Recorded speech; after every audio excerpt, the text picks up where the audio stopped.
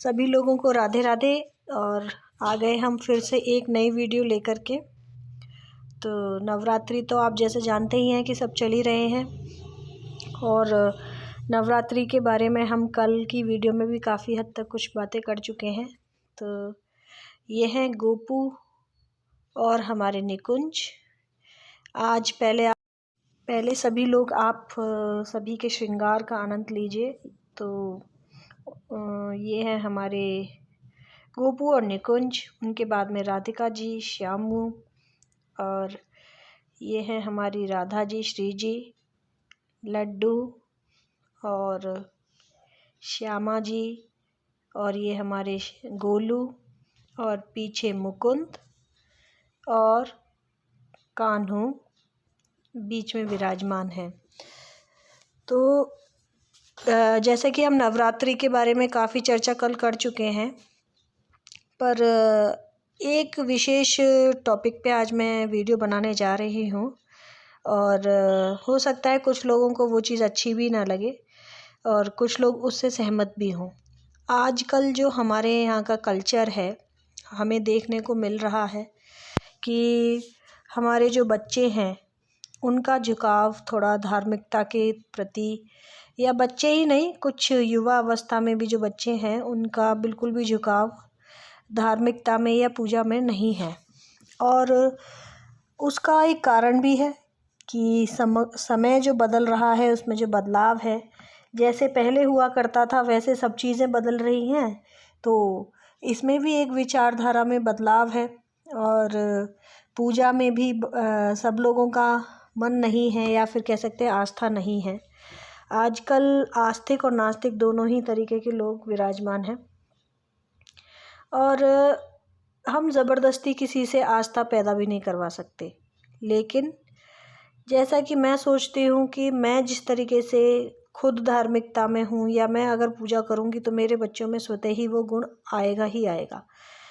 मेरे बराबर नहीं आएगा तो, लेकिन अगर हम 100% भी कर रहे हैं या 70% कर रहे हैं तो उसका कुछ अंश भी हमारे बच्चे ज़रूर देख देख करके सीखेंगे। क्योंकि जैसा कि हम समाज में रहते हैं, काफ़ी चीज़ें हम समाज में रह के सीखते हैं, बच्चे स्कूल में जाके सीखते हैं, और घर में भी बच्चे देख देख कर काफ़ी चीज़ें सीखते हैं। जैसे कि बुरी आदतें और अच्छी आदतें दोनों ही समावेश हमें मिलता है परिवार के एक जो बच्चों का हम लेकर के चल रहे हैं, बच्चों को हम सिखा रहे हैं।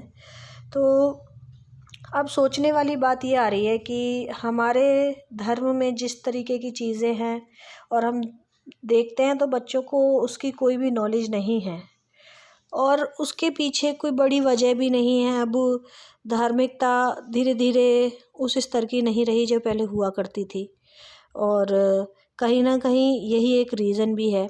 अब आप पहले देखें तो टीवी में भी धार्मिक काफ़ी टीवी सीरियल्स आया करते थे, तो कहीं ना कहीं बच्चे भी उसमें तल्लीन रहते थे, क्योंकि इतने उनके पास ऑप्शन नहीं हुआ करते थे कि कार्टून भी, और जो आजकल गेम और कार्टून चल गए हैं।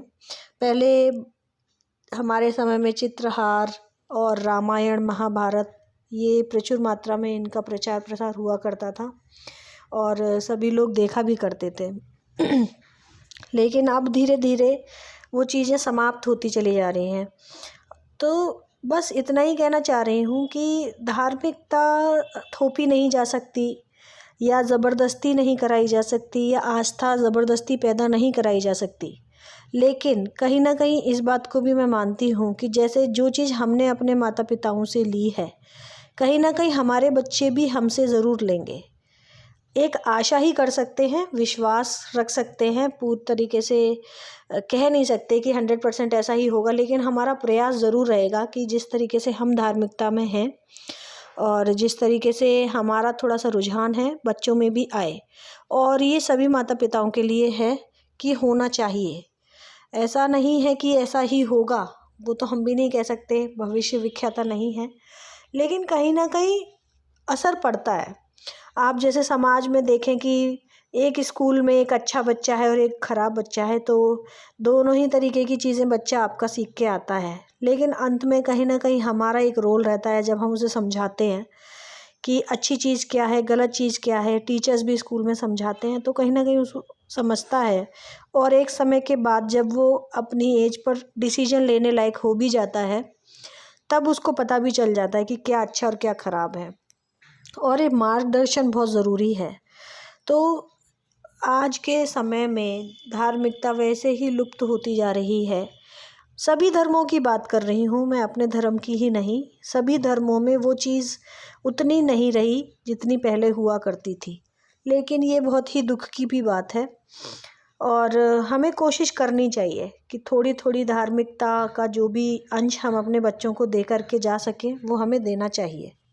मैंने यूट्यूब में ही देखा था कि कुछ जो सर्वे करते हैं माइक लेके, तो काफ़ी बार जब हमारे यहाँ पर 18 से 20 एज के बच्चे या 25 एज के बच्चों से जब ये प्रश्न पूछा जाता है कि जो कृष्ण जी ने किसका वध किया, या फिर कृष्ण जी के मामा कौन थे, या कोई भी पात्र जैसे महाभारत में से है, तो मतलब बताने में असमर्थ होते हैं बच्चे। उनको ये नहीं पता होती कि क्या हमारी महाभारत है, क्या हमारे रामायण है, और क्या हमारी कृष्ण जी ने लीलाएं करी, किस तरीके से उन्होंने वध किया कंस का। तो कम से कम इतना जानकारी तो होनी चाहिए कि कौन सा पात्र कहाँ से है, या ज़्यादा जानकारी गहराई में तो नहीं, लेकिन हम अगर रामायण को पढ़ रहे हैं या महाभारत को हमने पढ़ा है, ये और पहले हुआ करता था, पहले पूरी जानकारी हुआ करती थी, क्योंकि टीवी पे कई तरीके के टीवी सीरियल्स चला करते थे। और हम अपनी एज की बता रहे हैं, जब हम बचपन में थे तो हम वो देखा करते थे, वहीं से हमको भी जानकारी मिली। तो इसी तरीके से या तो हम बच्चों को इस तरीके के टीवी सीरियल्स दिखाएं, या फिर उन्हें थोड़ी थोड़ी जानकारी सब चीज़ों की दें। क्योंकि बहुत ही अफसोस होता है कि जब कोई माइक लेके सर्वे करते हैं और वहाँ पे बच्चे असमर्थ हैं बताने में। उनकी गलती इसलिए भी नहीं है, क्योंकि आजकल थोड़ा समय बदल गया है, बच्चे कार्टून में ज़्यादा व्यस्त रहते हैं, उनको वो अच्छा भी लगता है, गेम्स खेलना भी अच्छा लगता है। तो ऐसा नहीं है कि गेम्स ना खेलने दिया जाए या कार्टून ना देखने दिया जाए। जिस तरीके से आप कार्टून अगर कोई बच्चा 1 घंटे या 2 घंटे देख रहा है, तो इसी तरीके से 10 मिनट 15 मिनट थोड़ा सा धार्मिक चैनल भी लगा दिया जाए। कहीं ना कहीं उसको अपनी जो जड़ हैं उनकी जानकारी होना तो ज़रूरी है। क्योंकि अपने ही धर्म के होते हुए अगर हम अपने धर्म के बारे में जानकारी नहीं ले सकें, तो बड़े ही अफसोस की बात है। और ज़्यादा गहराई की बात नहीं है, अब इतना तो आपको पता ही होना चाहिए कि कृष्ण जी ने किसका वध किया, या मतलब एक बहुत ही कॉमन क्वेश्चंस हैं। क्योंकि वैसे तो कोई ज़बरदस्ती नहीं है कि जानकारी होनी चाहिए, लेकिन आप अगर इस धर्म में हैं तो आपको कृष्ण की महिमा, राम की महिमा, अगर इनके बारे में जानकारी ही नहीं है, तो आप किस तरीके से एक्सपेक्ट कर सकते हैं कि बच्चे धार्मिकता की ओर आएंगे या उसके बारे में कुछ समझेंगे। आजकल हम देख रहे हैं यूट्यूब पे श्री जी हमारी राधा जी का बहुत ही प्रचार प्रसार हो रहा है, और होना चाहिए। इस बात को आज तक कोई समझ ही नहीं पाया कि कृष्ण और राधा जो कि आपस में एक ही रूप है, एक ही हैं, लेकिन आज तक कभी इस महिमा को उस तरीके से नहीं प्रचारित और प्रसारित किया गया जिस तरीके से अब किया जा रहा है। और ये बात बिल्कुल सत्य है। आप जब गहराई में जाएंगे तो आपको पता चलेगा कि राधा कृष्ण क्या अस्तित्व रखते हैं। और कहीं ना कहीं राधा जी की जो बात है वो अब सब लोगों के द्वारा जो प्रचारित प्रसारित हो रही हैं, धीरे धीरे लोगों को समझ भी आ रही है। राधा जी की भक्ति तो इतनी दुर्लभ है कि उसको तो करने की कोई हिम्मत ही नहीं कर सकता है, आप ये समझ लीजिए। तो हम ये नहीं कह सकते कि हम करेंगे नहीं या हम नहीं कर पाएंगे, और लेकिन अपनी कोशिश कर सकते हैं। ये बिल्कुल सत्य बात बताई गई है कि जब एक समय ऐसा आया था कि कृष्ण जी भी राधा जी के चरणों में अपने आप को समर्पित करते रहे या करा उन्होंने। तो आप यहाँ से समझ सकते हैं कि श्री जी राधा जी की क्या महिमा रही होगी, कि जैसे श्री कृष्ण जी हमारे जब उनके चरणों में समर्पित हो गए, तो उनकी महिमा यहीं से समझ में आनी चाहिए कि श्री राधा जी का क्या मोल रहा होगा और क्या मोल है अभी भी। और कहीं ना कहीं नवरात्रि हैं या हमारे छोटे छोटे त्यौहार हैं, फेस्टिवल्स हैं, पर्व हैं, इनके बारे में भी बच्चों को जानकारी होनी चाहिए कि क्यों हम दिवाली सेलिब्रेट करते हैं, क्यों हम होली सेलिब्रेट करते हैं। वैसे तो स्कूलों में आजकल बहुत एक्टिविटीज़ हो गई हैं, उनके द्वारा भी बच्चों को सारी जानकारी दी जाती है, लेकिन एज ए पेरेंट्स हमारा भी कुछ फ़र्ज़ बनता है और हमें उन्हें थोड़ी थोड़ी जानकारी देते रहने चाहिए, जिससे कि कहीं ना कहीं आगे की पीढ़ी में भी धार्मिकता थोड़ी सी बची रहे।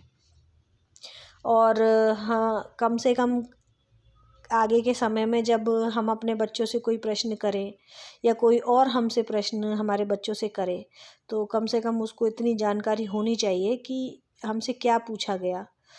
ऐसा ना हो कि क्वेश्चन पूछने की जब वो पूछे उनसे तो उसको जवाब देने में असमर्थ हो। देखिए, सारे को प्रश्नों के उत्तर तो बच्चे नहीं दे सकते, हम भी नहीं दे सकते, क्योंकि ये ज्ञान जो है एक महासागर है। इस सागर की जानकारी सबको नहीं हो सकती, पर कोशिश अपनी करनी चाहिए जितना हम धार्मिकता से बच्चों को जोड़ सकें। तो अगर वीडियो अच्छी लगी हो तो लाइक सब्सक्राइब कीजिएगा। और आज वीडियो में इतना ही। राधे राधे, धन्यवाद।